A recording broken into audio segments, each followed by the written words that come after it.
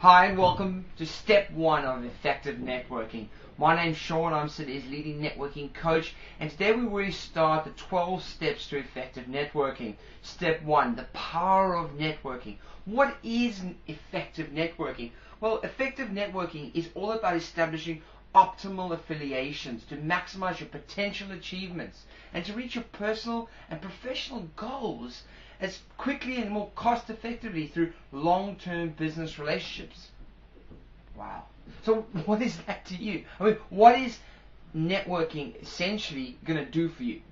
How are you going to make it a core marketing strategy to leverage your business further so you can achieve more with your business more cost effectively through long-term business relationships? And really the key here is long-term business relationships, because that's what really effective networking achieves at the end of the day, to leverage your business more effectively. So the next 12 steps, or 11 steps after this one, are really going to give you the skills to do that. But first what we need to ask ourselves is, what is effective networking to you? And how can effective networking help you? So I want you to just think for a moment here, pause this, and write down what is effective networking to you. Alright, so I presume you've written down what you think effective networking is to you. I mean, obviously, as far as I'm concerned, effective networking is building long-term relationships. It's developing trust, respect, and loyalty with the connections you make. And it's really about the quality of the connections. I don't care if you've got 1,000 friends on Facebook. It's about the quality of those connections and what they're willing to do for you. Because the power of networking is that your connections are willing to support you, help you, and effectively promote you as often as possible. And this is where networking becomes so powerful, because we live in an era of referrals and recommendations, online and offline. And really it's about building those connections, often offline, that'll help you refer and recommend your business online as well. So I really want you to understand here, it's about the quality of long-term relationships that you develop. And that's what effective networking can do for you in the long term. Alright, so that's what effective networking is. But how do people respond? Because are people brand loyal or people loyal? And I get this question all the time. People really, as far as what I've seen over the last few years, are really people loyal. People want to do business with people, okay? And if you had to ask yourself, would you do business with a big brand that you had no connection with? Or would you do business with a friend who you knew what they did, how they did it, and you liked what they did?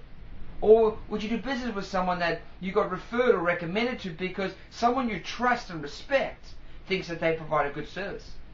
Personally, I'm always doing business with people I get referred and recommended to, because I know that I would want to do business with them if my friends are already doing business with them and like the work that they do.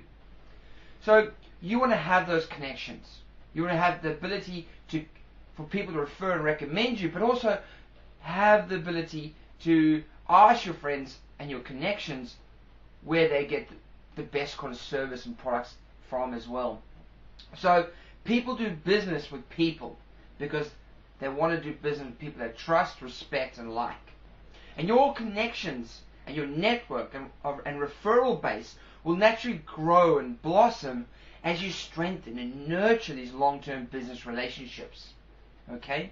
So it's really about that ongoing building of relationships over a period of time, because networking is a long-term strategy. And this is where we're going to come into the next section is, there are many aspects to networking. It can grow your business. It can build your business. But if you do networking poorly, networking can actually be a cost on your business. Yes. It will be a cost on your business if you don't adopt the effective principles of networking. So how can networking be a cost to you?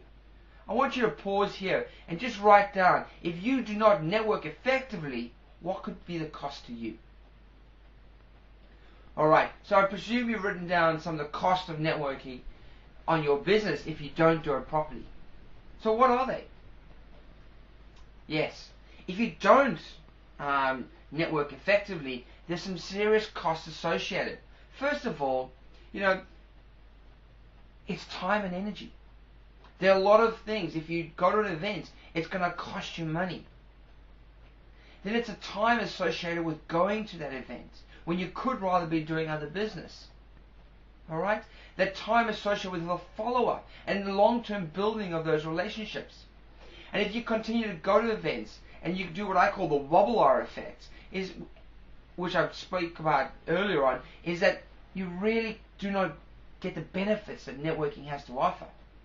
And if you don't adopt the principles of what I'm going to tell you now in the next 11 steps, what you're going to see is that you're just going to be wasting time, money, and energy constantly going to these events. So how do we make sure that we don't waste your time, your money, and your energy meeting the wrong people, going to the wrong events, and making connections that ultimately don't benefit your business? Well, we've got to make sure that we adopt the right principles. But if we adopt the right principles to effective networking, what is the power of networking for you? What do you stand to gain by putting in that time, money, and energy into effective networking? Well, ultimately, networking can reduce your marketing costs by finding the right connections, the right suppliers, making the right referrals. You can cut down all that expensive advertising and telemarketing that you might do to try to find your ideal clients, when you can rather rely on referrals and recommendations and allow your connections to market your business for you. It allows you to find the right people to build your marketing strategy. Alright? These are all the things that can be reduced. Marketing, advertising, telemarketing, cold calling. How would you like your 10 clients to come to you rather than you having to cold call 100 people? And this is all about the relationships. And the secret power is to turn prospecting connections into paying customers long term. And if you stick to these effective tips to effective networking, you'll be able to turn these potential clients into long-term clients who are going to pay more at the end of the day than cold calling and telemarketing and advertising and all these expensive ways to build your client base. Alright? So what can the growth of networking do? What would networking give to you over a long-term strategy if you adopt these things? Well, one, if you constantly go to networking events and do the right things, you'll be gaining new clients, right? You'll be sharing referrals and recommendations with your new contacts. You'll be building strategic alliances, joint ventures, partnerships with your new relationships. You'll be able to share buying power with new contacts. And you'll be able to increase product awareness in the marketplace. Because really, what happens if you have your referral base telling other people about your business? Would you like to promote yourself, or would you like other people to promote you for who you are, what you do? I mean, the best kind of marketing are those that are marketing for you, you not marketing yourself.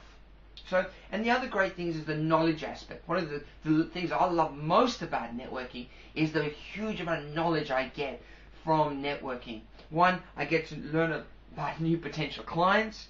I discuss their problems. I get to learn about my ideal clients' problems, and I be able to solve them for them. And this insight allows me to further my networking. I discover new products, resources, services more effectively by asking my network base, can they refer the right sort of service? I mean, the trading platform I'm using today comes from a recommendation. So all these things I've used to my benefit. And I don't waste time looking and going through yellow pages. I have a great resource base right at my fingertips. And these are a lot of the things that networking can benefit you.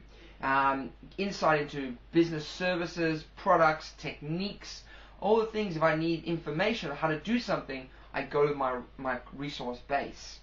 So I hope you can use networking to achieve this as well. And in summary, what we're doing is we're reducing our costs. We're reducing our costs of telemarketing, cold calling, advertising, all these kind of costs which are associated with big businesses where you as a small business can use networking as a core marketing strategy to effectively build your business and also build your client base, build your referral base, allow you to make sure you get the right resources, information, contacts, techniques in your business, and you don't have to waste it going to the wrong places. People are there to support you. Use networking to support your business. So over the next couple of steps, we're going to look at the techniques and tips for you to really utilize the power of networking. Stop wasting your time and making sure you don't go through the wobble-ass syndrome, okay? And make sure that all these tips and secrets allow you to benefit from the power of networking. Because if you can harness the power of networking, your business will dramatically grow and significantly enhance your influence on society and the business culture in. Good luck. I look forward to bringing you the next installment on how to network effectively. See you there.